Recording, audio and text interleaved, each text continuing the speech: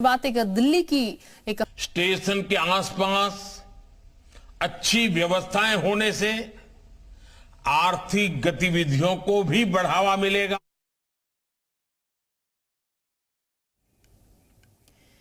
वहीं देहरादून में प्रधानमंत्री मोदी की उत्तराखंड को सौगात। उत्तराखंड के 2 रेलवे स्टेशनों का कायाकल्प होगा। प्रधानमंत्री मोदी ने देश के 508 स्टेशन की सौगात दी है। आपको बता दें, मोदी सरकार ने रेलवे की सूरत बदली है, ये धामी की तरफ से कहा गया।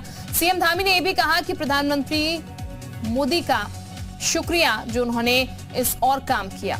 तो सीएम धामी ने शुक्रिया किया है प्रधानमंत्री का, क्योंकि अब सूरत बदलती हुई स्टेशंस की नजर आएगी, जिसमें उत्तराखंड के भी 3 स्टेशन शामिल किए गए, उनका कायाकल्प होगा। और ये भी जानकारी आपको दे दें, उत्तर प्रदेश के भी कई स्टेशन हैं जो कि शामिल हैं, तकरीबन 55 स्टेशन हैं। और ऐसे ही अलग अलग राज्यों के स्टेशन हैं जिनमें बदलाव का, जिनकी जो अभी परिस्थिति है उससे बिल्कुल अलग और हाईटेक ये स्टेशन जो है नजर आने वाले हैं। और आगामी 50 साल तक वो काम करें, ऐसे स्टेशन बनाए जाएंगे।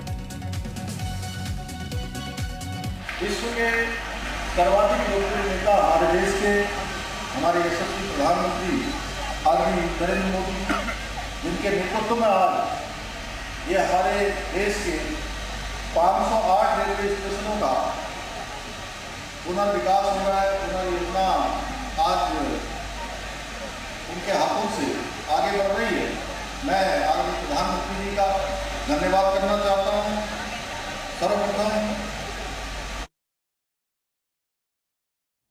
और रामानुज इस वक्त हमारे साथ ज्यादा जानकारी के साथ जुड़ चुके हैं। रामानुज का सीधे रुख कर लेते हैं। रामानुज, ये एक बड़ा काम कह सकते हैं, बड़े स्तर पर हो रहा है। प्रधानमंत्री ने जिसका बीड़ा लिया है, जिसका शुभारंभ किया है, जाहिर है पूरी परिस्थिति और एक कह सकते हैं इमेज जो है वो बाहर भी बदल जाएगी स्टेशंस की, जब ये तब्दीली आएगी।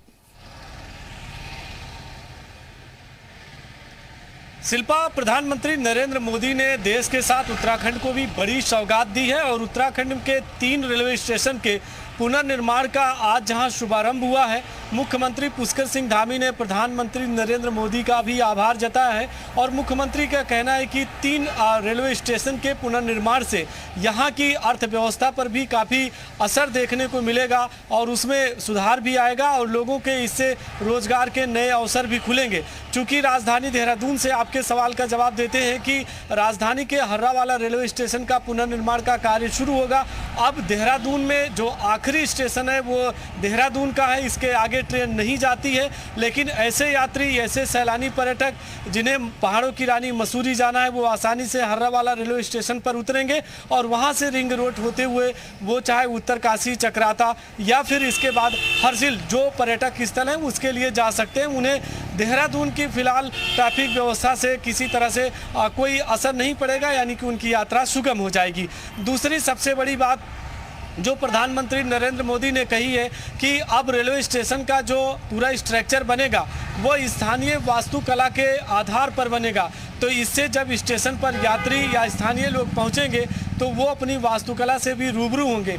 तीसरी सबसे बड़ी बात है कि 50 साल तक के लिए स्टेशन काम करेंगे, यानी कि इस तरह की यहाँ पे व्यवस्था की जाएगी कि चाहे वो यात्री हैं या फिर माल ढुलाई का काम करना हो, पार्किंग का हो, फिर यात्रियों के बैठने का इंतजाम हो या पानी का इंतजाम हो, इस तरह से जो भी पूरा सिस्टम डेवलप किया जाएगा वो 50 साल तक की आबादी को ध्यान में रखते हुए किया जाएगा। तो इस तरह से देहरादून के हर्रावाला और हरिद्वार के रुड़की और हल्द्वानी या के क्षेत्र में आने वाले लाल कुआं जो नैनीताल क्षेत्र में है, इन तीनों रेलवे स्टेशन का पुनर्निर्माण का काम होगा।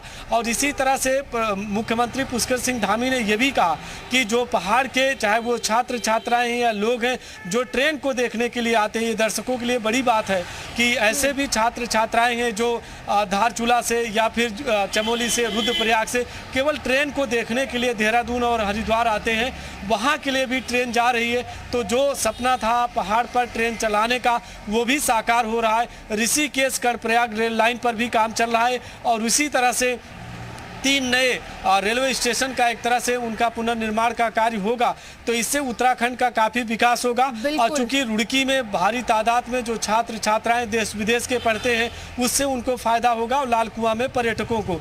तो ये उत्तराखंड के लिए आज की सबसे बड़ी सौगात प्रधानमंत्री नरेंद्र मोदी की। बिल्कुल रामुलु जी, ये कह सकते हैं जब ये बदलाव आएगा तो जैसा कि पूरे कार्यक्रम में कहा भी गया कि प्रधानमंत्री की दृष्टि ये है कि अगले आने वाले 50 सालों तक हम स्टेशन अभी डेवलप करें, लेकिन आने वाले 50 सालों को देखते हुए डेवलप किया जाए।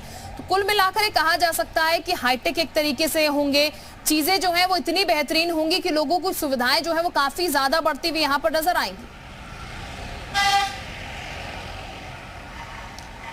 देखिए शिल्पा, चूंकि अब राजधानी में आप देखिए लगातार आबादी बढ़ रही है, ऐसे में देहरादून रेलवे स्टेशन है, अब दूसरे रेलवे स्टेशन के तौर पर हर्रावाला मिला है, हरिद्वार में रुड़की एक विकसित जो है टाउनशिप बन रही है, तो वहाँ पर भी आबादी बढ़ी है। तो इसी बात को ध्यान में रखते हुए 50 साल तक के लिए रेलवे स्टेशन काम करे, चाहे वो यातायात के नज़रिए से देखें, पार्किंग का देखें और यात्रियों की सुविधाओं के लिहाज से अगर देखते हैं तो इसमें ना सिर्फ लिफ्ट लगेगी, एस्केलेटर का भी इंतजाम होगा और यात्रियों के लिए अच्छे वेटिंग रूम होंगे, साथ में वाहनों के लिए पार्किंग का इंतजाम किया जाएगा, स्टेशन का विस्तारीकरण होगा और जो ट्रेन अभी तक स्टॉपेज है वहाँ पर जो यात्री आते हैं उनके खाने पीने, कैंटीन, तमाम जो इंतजाम है कि यानी कि वो आसानी से वो अपनी यात्रा कर सकेंगे। इन तमाम बातों को ध्यान में रखते हुए इन तीनों रेलवे स्टेशन का फिलहाल पुनर्निर्माण का काम अब शुरू होगा। और सबसे बड़ी बात है कि ये तीनों रेलवे स्टेशन को अगर आप देखेंगे तो एक रेडियस के हिसाब से अगर देखते हैं तो हर्रावाला और रुड़की और इसके बाद में लाल कुआं, इनका जो एरिया है वो उत्तर प्रदेश के आसपास के इलाके से लगता है, यानी न सिर्फ उत्तराखंड बल्कि उत्तर प्रदेश के लोगों को भी इसका लाभ मिलेगा और आसानी से दोनों तरफ ही होगा।